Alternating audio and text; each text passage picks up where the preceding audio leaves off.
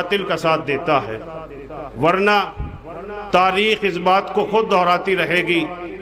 देख लीजिए, इससे पहले के इतिहास यानी रामायण को आप उठा के देखिए कि ये पूरा युद्ध सच और झूठ पर टिका हुआ था, और जो पैगाम श्री राम जी के जरिए दुनिया तक पहुंचा वो यही था कि न हम अच्छे को मानते हैं, न बुरे को, न गोरे को, न काले को, न ऊंच को, न नीच को। मुतवज्जे हैं, अगर ऐसा न होता तो सबरी के बेर कभी भी श्री राम ग्रहण न करते।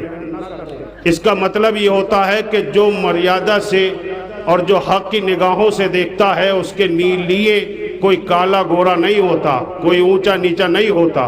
वो ये देखता है कि इस समाज में झूठ के साथ जिंदगी कौन गुजार रहा है, सच के साथ जिंदगी कौन गुजार रहा है।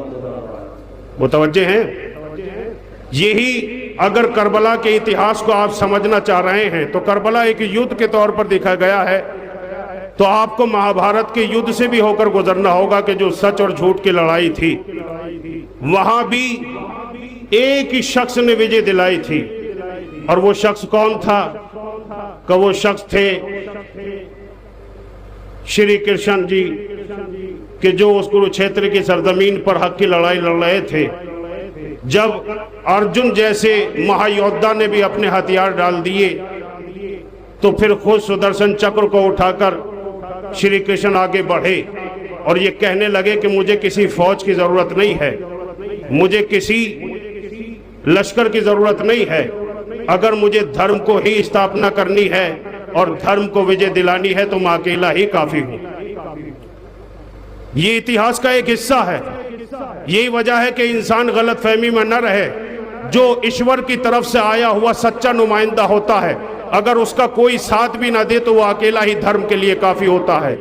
यही वजह है कि करबला में इमाम हुसैन ने चिराग गुल करके सबसे कहा कि चले जाओ, मैं अकेला ही इस्लाम को विजय दिला दूंगा,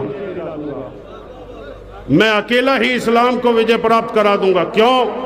इसलिए कि जो हक और सच पर होते हैं वो लश्कर के सहारे वजूद नहीं लड़ते, वो अपनी जात को आगे रख के बताते हैं कि मैदान से पीछे वही रहता है जो झूठा होता है, युद्ध भूमि में वही उतरता है जो खुद में सच्चा होता है।